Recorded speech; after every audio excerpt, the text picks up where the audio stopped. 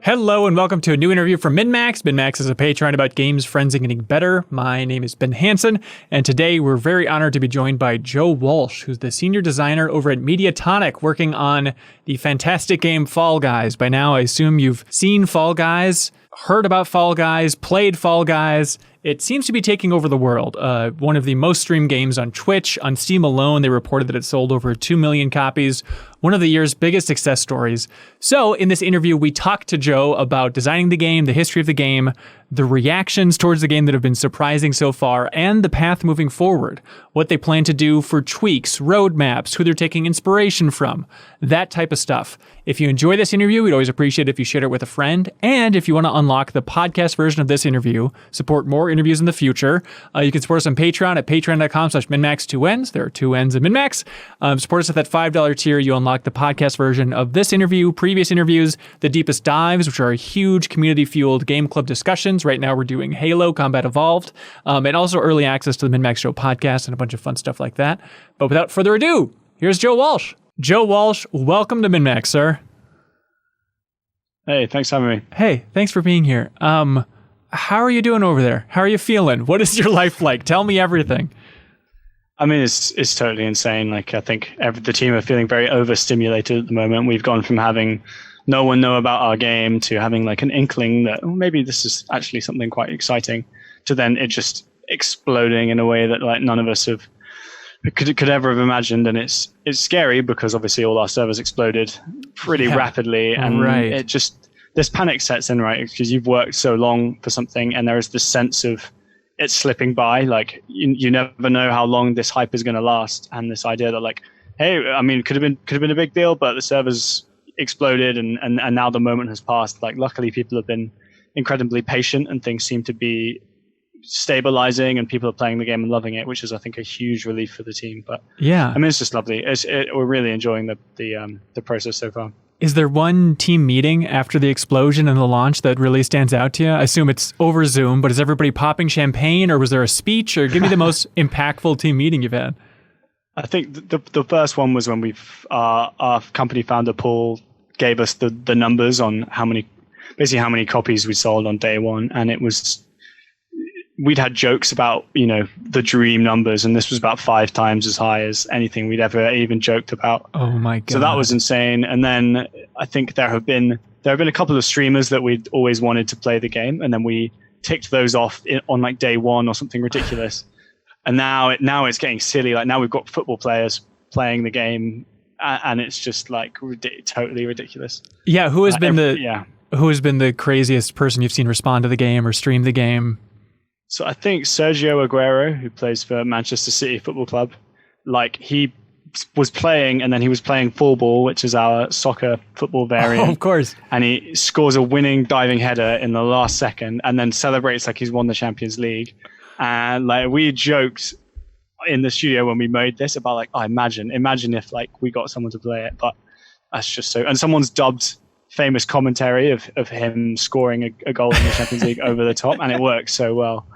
It's just every morning you wake up and there's some new insane thing. But I think that's probably one of the highlights so far. Yeah, I like. I don't know if "like's" the right term, but it's interesting that there's a lot of fear bundled with this, because imagine a lot of people out there, and specifically indie developers, are like, oh my god, Fall Guys did it. They did the impossible. That's the cloud that someday I want to float up to. And now you're saying, oh no, it's scary on this cloud. Don't come up here. Yeah. I mean, especially like for the team on the ground, there's you work. I mean, we were working on the game 2 days before launch, still fixing stuff, still changing things. And then the game launches, and there's no rest. There's no break for you to all sit and pat each other on the back. We spent maybe a day just trying to watch things, but people like the server team, people like customer support, day one, it just explodes. And once that train's out of the station, there's not really any pause, because you don't want to miss it. You don't want to relax for too long and lose that special moment. So right. But at the same time, it's very energizing as well for most of the team, just to see so much feedback. Yeah. It's mostly positive, which is amazing. Well, I'm here to tell you, unfortunately, that it's all been a dream. And that you're about to wake up now. Wouldn't surprise me at this point. It's just everything that we could have wanted to happen with it has happened, which is really cool. It's just bizarre. Do you want to talk about the studio's history? where you all came from, what you've been working on in the past. It seems like it's a name that has been around, but now it's like, wait, suddenly, one of the most important developers in the world now? Okay, got it.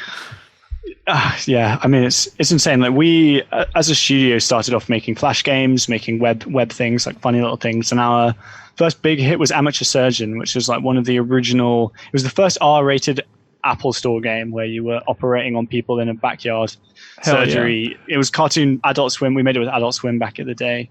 And then we had a breakthrough period of making PS Mini games, and these were exciting own IP, like little games that we were really excited about. But as the studio has grown, we've had to take on larger projects to keep ourselves afloat, and the studio kind of transitioned into a more work for hire, slightly white label studio, making things that we're really, really proud of. But we worked on Fable Fortune, which was a card game that was going to go alongside the Ill-Fated Legends game. Oh, interesting. That got released on its own.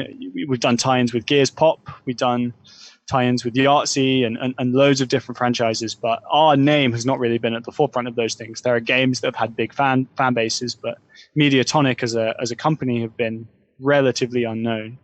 I mean, the one thing that we're known about is we did the Hatterful Boyfriend HD remake. So we didn't make the game. Hatomoa made the game, and we kind of partnered with Devolver to do this remake. And that was really the first time we'd done something with them in a long time. And the deal was, hey, if you ever have any good ideas, you should pop by and have a chat.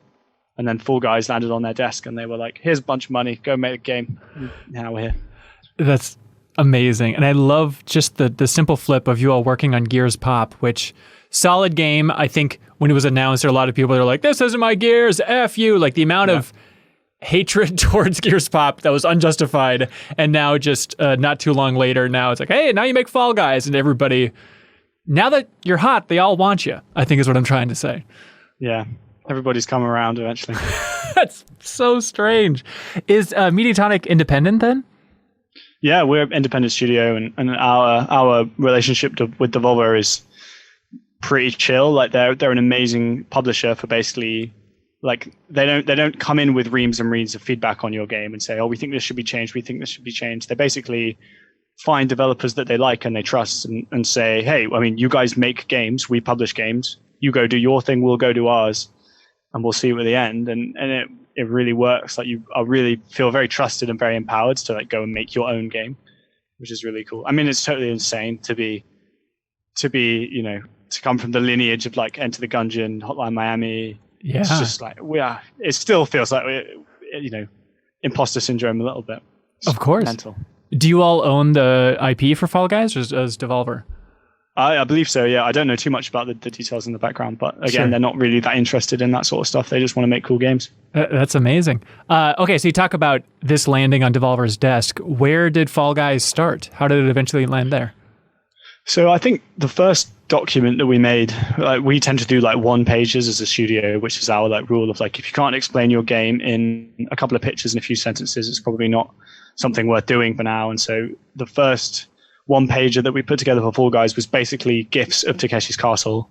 And it was like Gang Beasts plus Mario Party plus Battle Royale is probably this. And I'm not joking. It wasn't really much more than that got the game signed. And Devolver basically looked at that and were like, I don't know what you want. Just make the game. This sounds great. But I think the big thing is that we couldn't believe no one else was working on this, or no one else has had this idea. It just seemed too good to be true and too exciting to not have 10 other studios already be making it. So the first year of development was just praying every E3 that no one else announced it.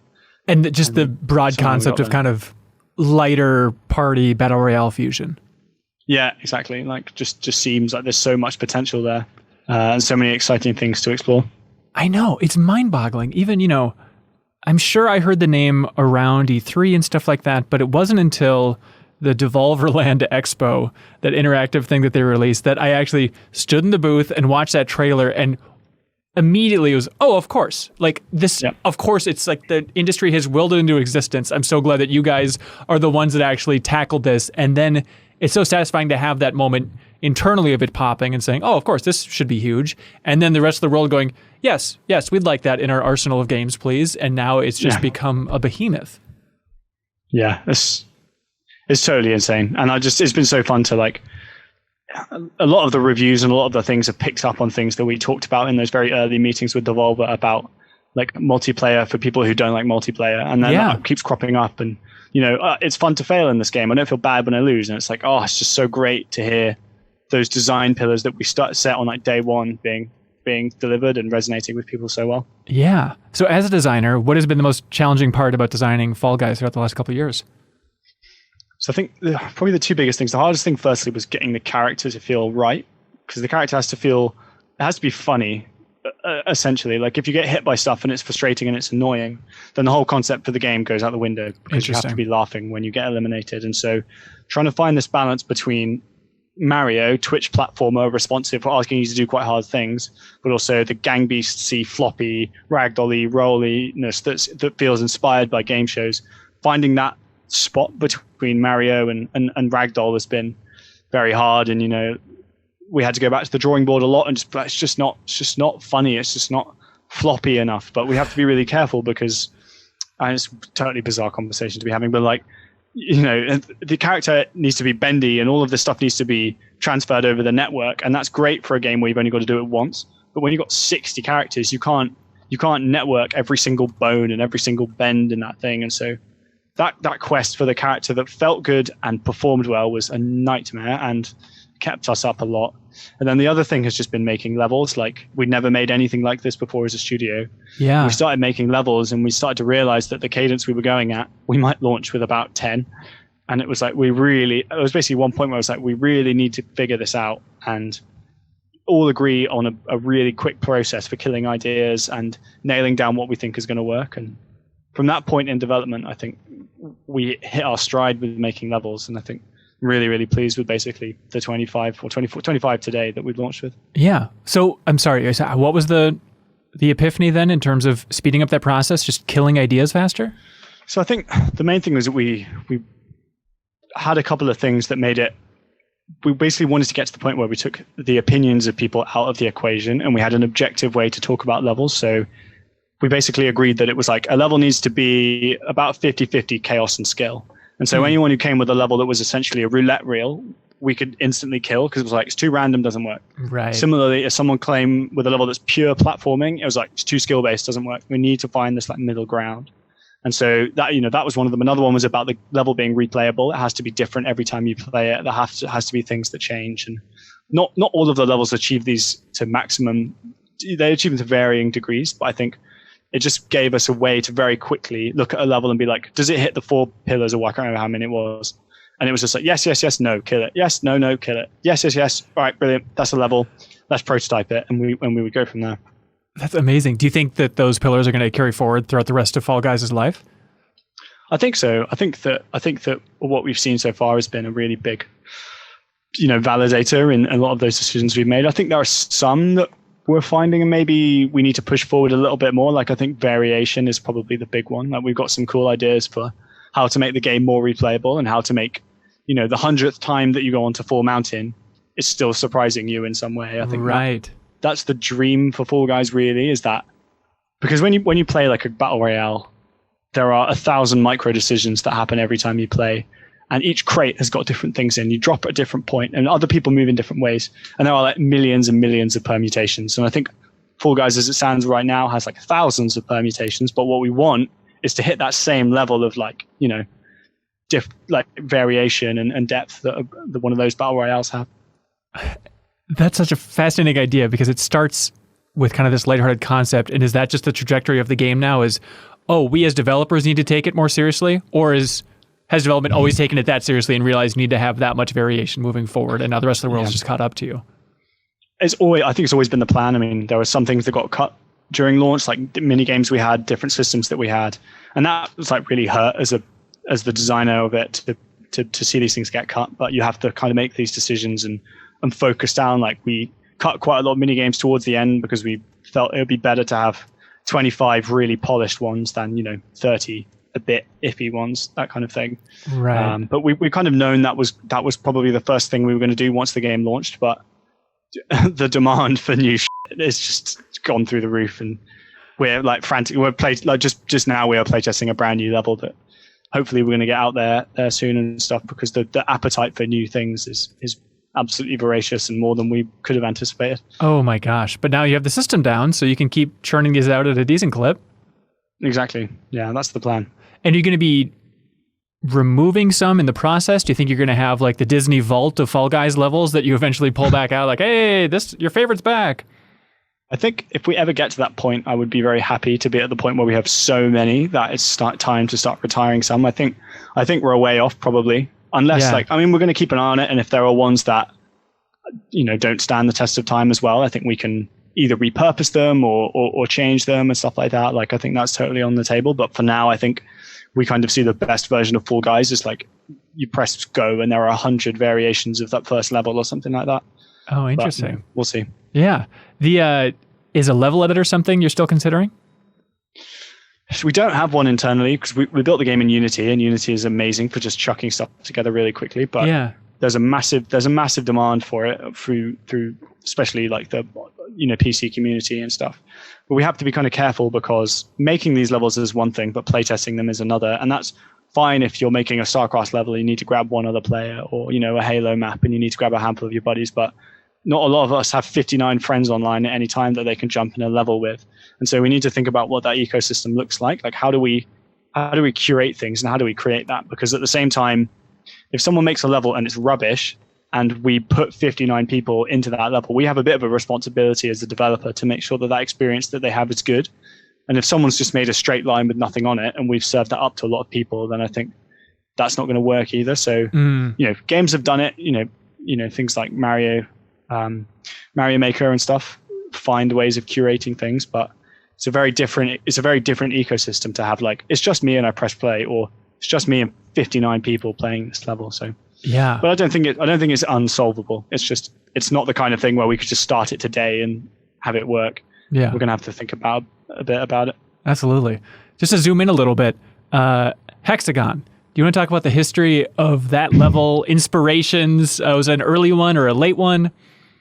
So I think Hex-A-Gone was the second final round that we did, and we knew we wanted to do something that wasn't a race, and that was a bit of a breakthrough. It was like, what if you don't grab the crown every single time? What if there's another way? And I've been watching like a Minecraft mini game tournament online, and I saw them playing something called TNT Run, which is like very similar essentially. And I was just like, oh my God, that's a Fall Guys round. That would work so perfectly. It's so physical. It's so stupid. Yeah. And we prototyped it really quickly, and it was like, yep, tick. And I think it comes top of a lot of tier lists, which I'm very pleased with. But I think it's a good one. Yeah, it's just so funny. It's just so addictive as well. Yeah. And I like the way you have to work to get there, to have your shot at that really hard level. Right. I like the idea that you still find the game funny after years of beating your head against a wall trying to design this thing. Yeah. I was playing at lunch. Yeah. Got a win. Hey, nice. Hey, way to go. Are you just getting crushed out there most of the time, or what's the... I'm doing pretty good, actually. Okay. I've managed to hold my own, and I've got my own shortcuts and stuff, which still haven't broken out into the mainstream yet, and my own strategies. Oh, interesting. But yeah, I'm still doing okay. But people are getting really good at stuff. Like some of the Hex-A-Gone strategies and some of the 4 mountain routes are just, people are so efficient already. Yeah. So surprising the studio overall, just how intense and how good these players are. I think a big thing is that there were a bunch of things that we were like, that's a 1 in a million shot, and that's never going to happen. But it'd be really cool if it did. And then all of them happened on day one because there's so many people playing. So it's like that straight line tiptoe video that was on Reddit. Right. It's like we played hundreds of hours of tiptoe and never seen it. Like the DoorDash perfect runs, which happen now constantly. It's like, oh God, that was supposed to take months for people to find. And that's already done. That's amazing. What do you think about the hardcore scene overall? Is the studio studying it, trying to figure out how to keep it healthy? It's tricky. I think we'd never intended Fall Guys to be taken as seriously maybe as some people are taking it, but I appreciate that telling people to not take things seriously is a bad idea, and I don't want to do that. But at the same time, I think we need to be careful that we don't just listen to the very loud, very vocal competitive players who are like, team games are bullshit and I don't want anything to do with them. It's like, we're not going to remove team games from the game tomorrow. Like, we have to be careful, and we have to listen to people who aren't as vocal and aren't as passionate. You know, we got lots of messages from families and stuff who just want to sit down and play Fall Guys for fun because it's not that competitive, and they lose and they win and whatever, and it's all part of the process. Yeah. That said, the best version of Fall Guys is a game that has a way to play it for everybody. And we're looking into ways that we can give those more competitive players something to compete over without necessarily, ruining the experience for people who do enjoy team games and stuff like that. I mean, one thing that we were really worried about when we launched the game is not having enough players to fill multiple playlists. We were terrified that if we launched with squads mode and solos and duos and everything, we'd have 5,000 people playing, and it would split the player base and the game would die. And so that's why we've only launched really with one player base, one playlist. Is that it was like, well, who knows how well this game is going to go? So let's do one. Let's see how it does. And now we have 400,000 people playing the game pretty much right now, and so we have a bit of flexibility to add some more game modes. I'm laughing because it's just so insane, but I think like now we can start to look at stupid things like it's full ball Sundays, and we have a playlist that's just full ball all the time. Or, the special gauntlet thing that we do for a week and see how it does, things like that. Yeah. And now all kind of possible, and we're working on the functionality to let us do that. Nice. And so you'd even consider having like the casual mode, ranked mode, and maybe ranked wouldn't have team games or something like that?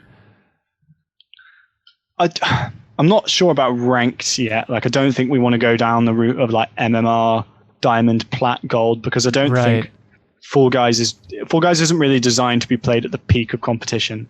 Yeah. So I worry about what it looks like when that amount of pressure is on the line. Like, we're not built to be played for money or to be played for things like, we don't really know what that would look like. I wouldn't say never, because who knows?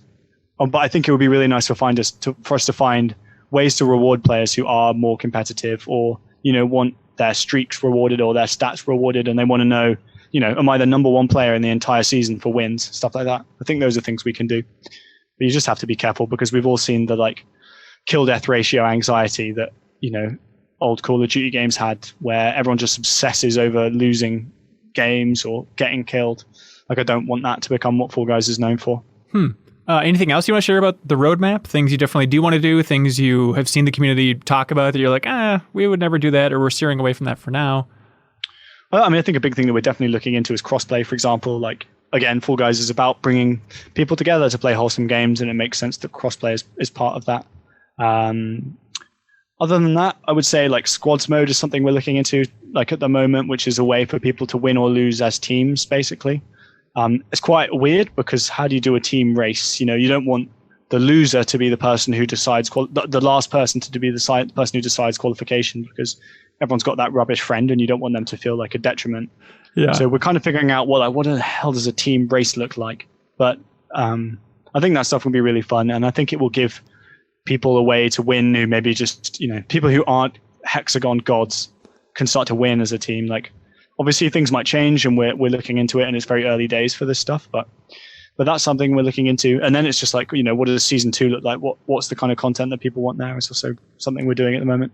Yeah. Are there games that you're looking to for inspiration for just keeping this thing alive and healthy and making sure it's not a flash in the pan? Yeah, I think definitely things like Rocket League.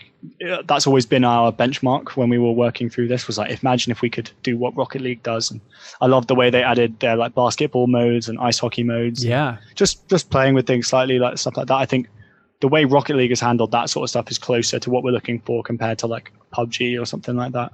But then also like lots of other big mini game things like Mario Party and these amazing Minecraft servers that are full of mini games. We're still monitoring all of that stuff and seeing what we can steal, basically, if I'm quite honest. Yeah. I mean, are you open to the idea of a Fall Guys 2? Or at this point, is it, we want to keep this like the Rocket League style, just keep supporting this forever? Yeah, I think the version of Fall Guys that we're really excited about is what we can do with this game as it stands. Fall Guys wants to be, I want to be still working on Fall Guys in like 3 or 4 years time, just as Rocket League has stood the test of time. And so it's really about setting ourselves up to make that happen right now. What is that like internally? Does it feel like the studio just, stressed out, but also can breathe a sigh of relief that they don't have to scramble for projects and work for hire for the next several years? Yeah, I mean, obviously I can't really talk about figures and stuff, but yeah, it's fairly obvious right now that the game has made the development budget back.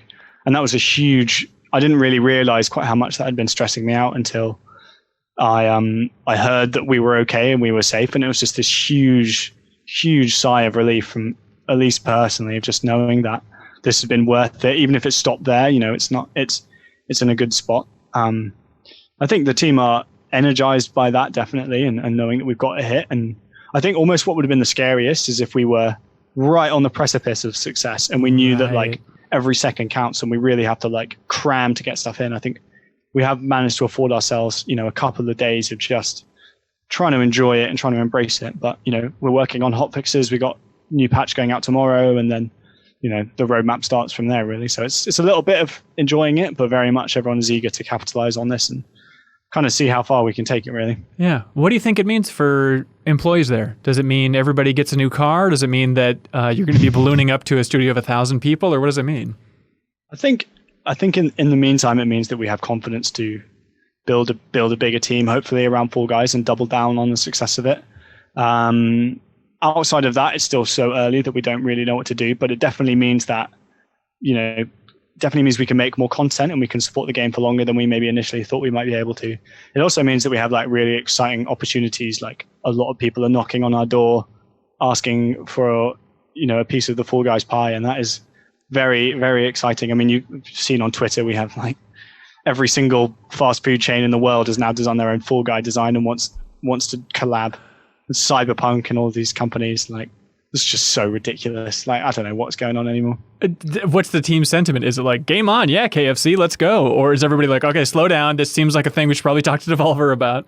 Yeah, there is stuff which is like fun to joke about on Twitter, and then there's stuff that's like, actually, no, that would be amazing. And so it's just really about picking what we feel stays true to the brand. We're not just going to chuck everything in the game because, it's in a really exciting position and we don't want to just say yes to everything and then suddenly the game turns into a complete mess. Like, we want to kind of keep the integrity of it there for sure. Right. I remember interviewing Brendan Green, Mr. PlayerUnknown, right when PUBG was taking off, and asking him about like, what do you think the future of PUBG looks like? And he's like, oh, we want to keep it pure. It all has to be in-world. It has to make sense. And then leap forward a couple of years and it's like, you're playing as the Joker and he's in an airplane. It's just nonsense. Yeah. Do you have thoughts on like where you want Fall Guys to be a couple of years from now? Because it's such a silly game, I guess it doesn't matter as much. But a couple of years from now, do you expect it to be McDonald's versus KFC in there?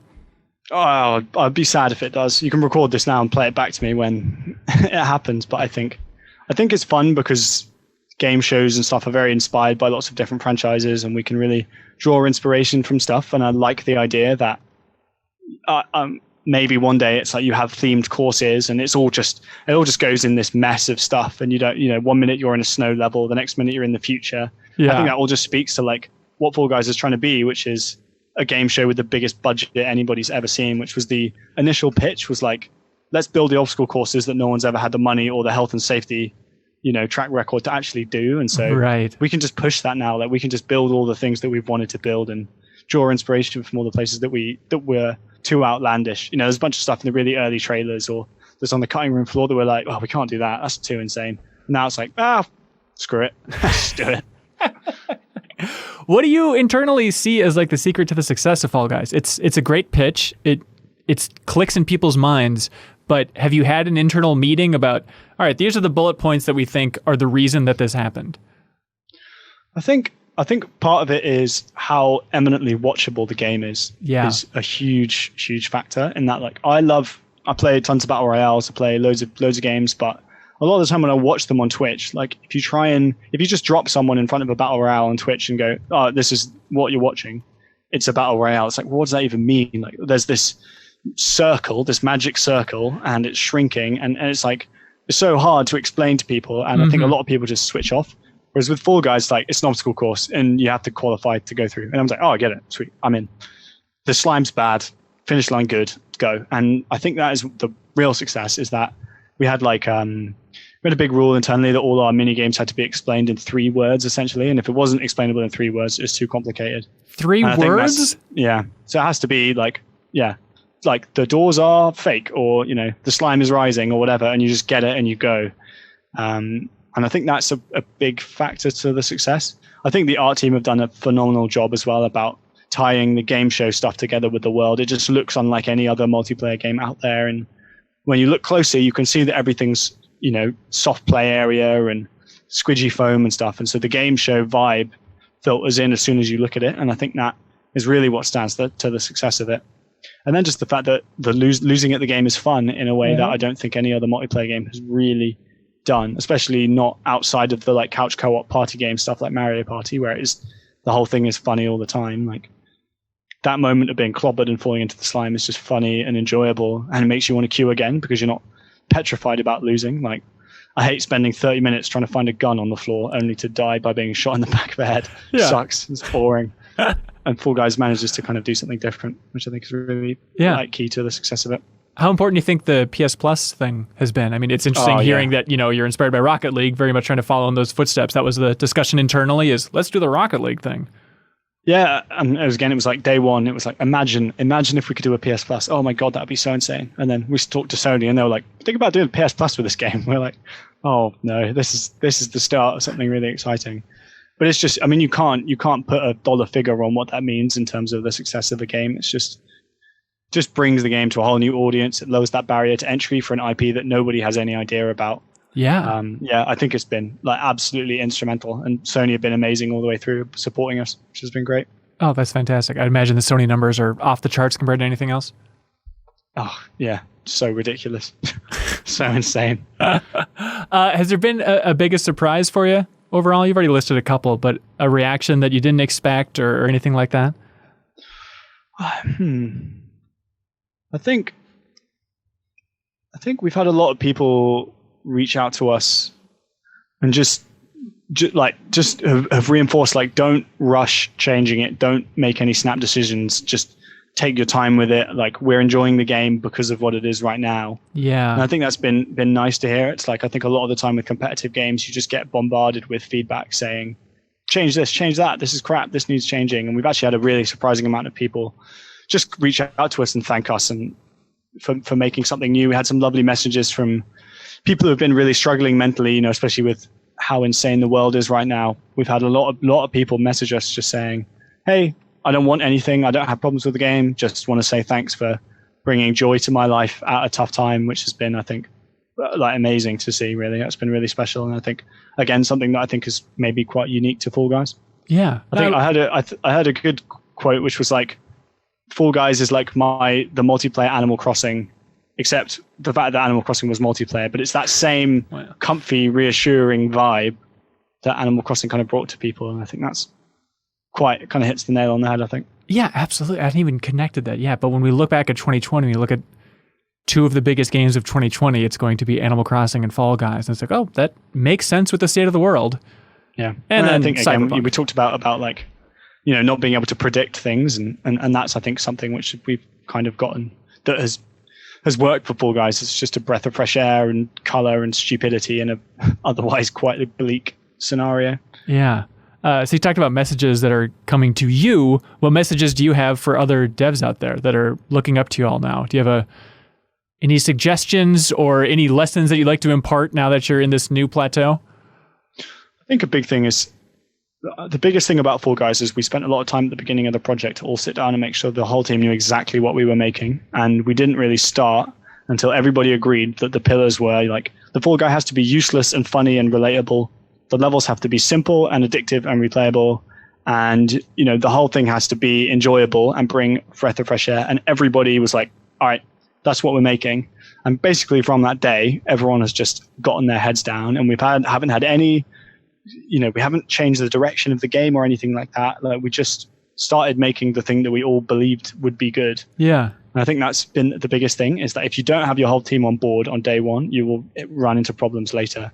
So it's worth taking that time to all unify and all make sure you're on the same page, because if you really believe in something and you're really passionate about it, the final result is so much better for it. And you don't have people going, I always said that this wasn't really going to work. And hey, remember that thing I said 6 months ago? I've always kind of figured that this would be better. It's just like, get everyone aligned, everyone laser focused on what you need to make sure they all agree that it would be good, and then just make the damn thing. That's amazing. And just hope that people agree. I don't know. Yeah, and then hope it becomes a Twitch sensation. Yeah, because you can't. There's no way of knowing. Like, if you spend too much time looking at like market research and the numbers say that in a year's time this genre is going to reach its peak, you'll be wrong. You'll be way off base. All of that stuff is, as far as I'm concerned, a bit of a waste of time. Just make something that gets people excited and that feels different. and that isn't trying to capitalize on some flash in the pan. Like when we started, it's very easy now to be like, oh, battle royales are huge. Obviously, Fall Guys was going to be big when they started it, but when we started it, PUBG was kind of big. Fortnite was just about starting to turn from being PvE to PvP. Like we didn't know if Battle Royale was going to die within the next 2 months or something. Yeah. We didn't know Apex Legends, Warzone, all of these huge things would continue to grow. And I think Fall Guys would be successful even if Battle Royales had not turned into this genre-defining thing. So yeah, don't waste too much time on market research. Just make fun stuff. That's beautiful. Okay, let's see. Simple questions. It seems like the game was open to a pivot to go free to play. It seems like it could have swapped. Was that something in the cards, and you think it's in the cards at this point as well? It's definitely not in the cards at the moment. Like with the success of the game, I think we've made the right decision. Oh yeah. It's also allowed us to be much more transparent with the monetization in the game. Like the Battle Pass is free for everyone. All the stuff on there you get for playing. The shop doesn't have any gacha mechanics in. We don't have to maximize the amount of revenue that we're making from the game. It's allowed us to focus on just making the most fun, wholesome package that we could possibly do. But there were conversations about it early on, but we felt like the game is so unique and so exciting and so standalone that we had confidence. And also, to be frank, like the PS Plus thing was a huge part of that because it allowed us to get in front of people early on. But yeah, no plans to go free to play anytime soon. Okay, nice. Twitch integration. We're talking to Twitch about stuff at the moment, definitely. We have loads of ideas about cool things to do on Twitch. We haven't started working on anything yet, but I love the idea of Twitch-controlled water cannons or, things like that. Would just be so funny. Oh my God, that'd be Or like amazing. just championing a Fall Guy that you're watching on Twitch. If you could encourage someone in a stream just with a little emoji or something, I think would be really, really great. Kind of like, because Fall Guys isn't that far away from marbles, like Twitch marbles on Twitch. Like they share a lot of the same DNA of like these stupid physics-based things rolling down a course. Like, yeah, it's basically the same, and I'd love a version of that was Fall Guys. That'd be fantastic. Since you look up to Psionic so much in Rocket League, has Epic reached out to buy you guys yet? Everyone's reached out to buy us at this point. Is that true? We did get some tweets from Tim Sweeney, like just being like, "This game looks great, congratulations," which was really, really nice. But no, I haven't had the giant check come through my door just yet. But I'm waiting. Have there genuinely been offers to buy you guys? I mean, it's something we've always had as a studio. Any big independent studio with a pedigree for making great games always has people knocking. But Fall Guys has changed a lot, but I don't think that's changed really. Yeah. Do you think the studio is open to it? Is this going to be a Microsoft property within 3 months? Oh, God, I hope not. I don't think so, no. I think we're very happy where we are. Okay, fantastic. Well, hey, Joe, congratulations on the success. It's one of the biggest success stories of the year so far. And you're right. In these times, we could use a nice, happy success. So hats off to the team for years of hard work.